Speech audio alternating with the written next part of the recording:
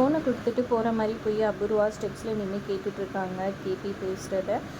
இந்த மாதிரி நான் பூமி பேசுகிறேன், நீங்கள் வந்து ராஜபாளையம் வந்தப்போ உங்களை நான் பார்த்தேன், உங்கள்கிட்ட பேசணும்னு ஓடி வந்தேன், நீங்கள் கிளம்பிட்டீங்க, என் லைஃப் பற்றி உங்கள்கிட்ட முக்கியமாக பேசணும், ப்ளீஸ் தயவு செஞ்சு வந்துட்டு நாளைக்கு உங்களை மீட் பண்ணணும், நேரில் பார்த்தா பேசணும்னு சொல்ல. சரி ஓகேம்மா நீங்கள் இருக்க பார்க்குக்கு வந்துரு அப்படின்ற மாதிரி அட்ரஸ் சொல்லிட்டாங்க. சரி ஓகே 10 மணிக்கு வந்துடுறேன் அப்படின்னு சொல்கிறாங்க. இதை கேட்டவுடனே எப்படியாவது கோவிடாமல் பண்ணணும்னு அபூர்வா முடிவு பண்ணிடுறாங்க. இன்னொரு பக்கம் வந்து பார்த்திங்கன்னா சந்தோஷமாக ஃபோன் பேசிவிட்டு ஃபோனுக்காரங்கிட்ட கொடுத்துட்டு பூமி நடந்து வந்துட்டுருக்காங்க. அப்போ ஐஸ்கிரீம் விற்கிறாங்க. சந்தோஷத்தில் ஐஸ்கிரீம் குல்ஃபி வாங்கி சாப்பிட்டுட்டு இருக்காங்க. பக்கத்தில் பசங்களாம் இருக்கிறத பார்த்து உங்களுக்கு வேணுமான்னு கேட்குறாங்க. ஆமான்னு சொன்னோன்னே அந்த பசங்களுக்கும் கொடுங்கன்னு சொல்லிட்டு எல்லாம் சந்தோஷமாக சாப்பிட்டுட்டு இருக்காங்க. எவ்வளோ ஆச்சுன்னு கேட்க 100 ரூபான்னு சொல்கிறாங்க.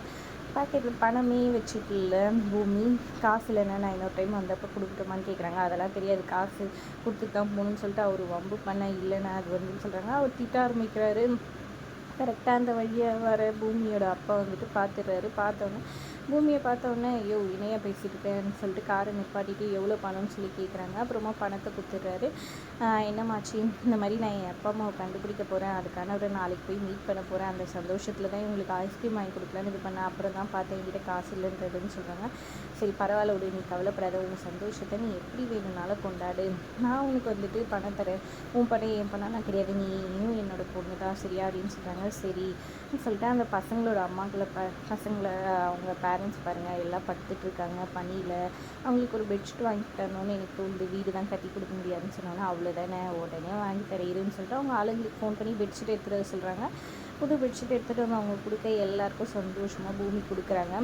அப்புறமா வந்துட்டு சந்தோஷத்தில் கொஞ்சம் தூரம் போயிட்டுருக்காங்க. அங்கே டிராஃபிக் ஆகிட்டு பசங்களாம் ஆடிட்டுருக்காங்க. பூமியும் சேர்ந்து இறங்கி வந்துட்டு பரதநாட்டியம் அங்கே ஆடுறாங்க. அதை பார்த்தோன்னா அப்படியே ஒரு மாதிரி ஃபீல் ஆகிடுறாரு இவர்.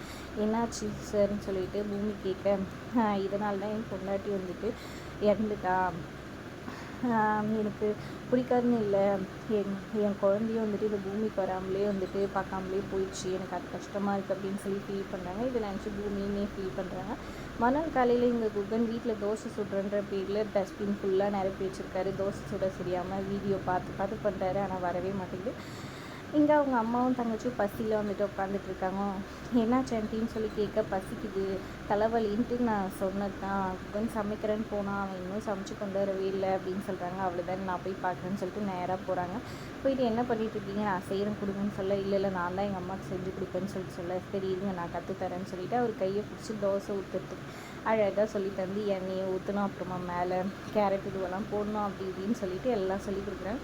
அதே மாதிரி ககன் பண்ணேன் சூப்பராக வந்துட்டு தேங்க்யூ ஸோ மச். நான் அப்படியே அவங்கள பிடிச்சிக்கிட்டு சொல்கிறாரு, என் தங்கச்சிக்கு டான்ஸ் சொல்லி கொடுத்தேன், எனக்கு தோசை சொல்லி இது பண்ண சுட்டுறதுக்கு சொல்லி கொடுத்தேன், ரொம்ப தேங்க்ஸ்ன்னு சொல்லிட்டு சந்தோஷமாக அவங்க அம்மாவுக்கு எடுத்துகிட்டு போயிட்டு இவரே ஊட்டி விடுறாரு. அதெல்லாம் பூமி பார்த்து அப்படியே ஒரு மாதிரி சந்தோஷமாக ஃபீல் பண்ணேன். சரிங்க ஆண்டி நான் கொஞ்சம் வெளியே போயிட்டு வரேன்னு சொல்கிறாங்க. சாப்பிட்டு போமான்னு சொல்கிறாங்க. இல்லை ஆண்டி முக்கியமான வேலையாக போகிறேன்னு சொல்லிடுறாங்க.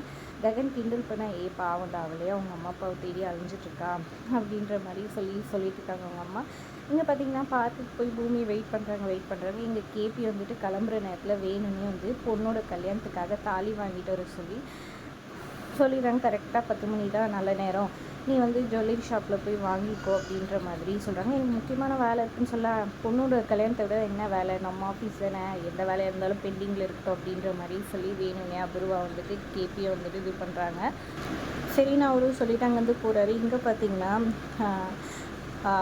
அபூர்வா வந்து அவங்க பொண்ணு நக்ஷத்ரா தான் வந்துட்டு ஃபேஸ் மாஸ்க் போட்டுட்டு உட்காந்துட்ருக்காங்கன்னு நினச்சிக்கிறாங்க. ஏன்னா பாடியெல்லாம் மறைஞ்சிருக்கு, டவல் போட்டுட்ருக்காங்க நினச்சிக்கிட்டு இவங்க ஜூஸ் எடுத்துகிட்டு போய் இது பண்ணி ஊட்டி விட்டுட்டு வாயெல்லாம் தொடச்சி விட்றாங்க. தொடச்சி திரும்பினா நட்சத்திரா வந்து நிற்கிறாங்க. அப்போ இது யாருன்னு சொல்லி கேட்க, அத்தை நான் தான் அத்தைன்னு சொல்கிறாங்க. நீ சொல்ல மாட்டியா அப்படின்னு சொல்லி கேட்க, இல்லை அத்தை நான் சொல்ல வந்தேன், நீங்கள் தான் சொல்லவில்லை அப்படின்ற மாதிரி சொல்கிறாங்க. இதனால் கடுப்பாயிட்டு இதெல்லாம் பண்ணால் வந்து ஒன்றும் நல்லா இதுவாகாது, நீ ஒரு நாளைக்கு சாப்பிடாம அப்போ தான் எல்லாம் சரியாக போகுன்ற மாதிரி சொல்கிறாங்க. அத்தை வந்துட்டு அவங்க பொண்ணுக்கு நினச்சி உனக்கு ஊட்டி விட்ட கோவத்தில் நீ எதுவும் சொல்லாத கோவத்தில் தான் உனக்கு சாப்பாடு கொடுக்கல அப்படின்னு அவங்க தங்கச்சி சொல்கிறாங்க. ஆனால் இந்து நம்ப மாட்டேங்கிறாங்க. அத்தைக்கு என் மேலே பாசம் இருக்குது, ஏதாவது நல்லதுக்கு தான் சொல்லியிருப்பாங்கன்ற மாதிரி அவங்க எடுத்துக்கிறாங்க. இன்னொரு பக்கம் இங்கே கேபியும் வந்துட்டு அங்கே இதுக்கு போகிறாரு, பார்க்குக்கு போயிட்டு தேடிட்டு இருக்கிறாரு. இவங்க ஒரு பக்கம் தேட அவங்க ஒரு பக்கம் தேடன்னு ஆப்போசிட்டாக போயிட்டுருக்காங்க.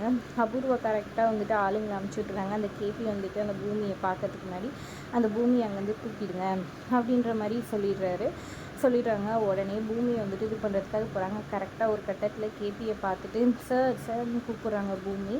அவர் ஆப்போசிட்டில் இருக்கனால கவனிக்காமல் இப்படிக்கா போகிறாரு. அதுக்குள்ளே வந்துட்டு இவனுங்க கார் வச்சுட்டு ரவுடிங்க வந்து பூமியை கடத்திடுறாங்க. அப்புறம் இவர் அந்த காரை தாண்டி தான் போகிறாரு. இவங்க வந்து கூப்பிட்டு ட்ரை பண்ணுறாங்க. அவங்க வாயெல்லாம் பொத்தி விட்டுறானுங்க ரவுடிங்க பூமியோட வாயை. அப்புறம் அவர் அங்கேருந்து கிளம்பிடுறாரு. இதுக்கப்புறம் எப்படி பூமியை யார் வந்து எப்படி வந்து காப்பாற்ற போகிறாங்க, பூமி தன்னோட அப்பா அம்மா யார், என்ன ஏது, அதுக்கு பின்னாடி என்ன ரகசியம் இருக்குன்றதை கண்டுபிடிப்பாங்களா என்ன ஏதுன்றதை பொறுத்து பார்க்கலாம். வீடியோ பிடிச்சிருந்தா லைக் பண்ணிக்கோங்க.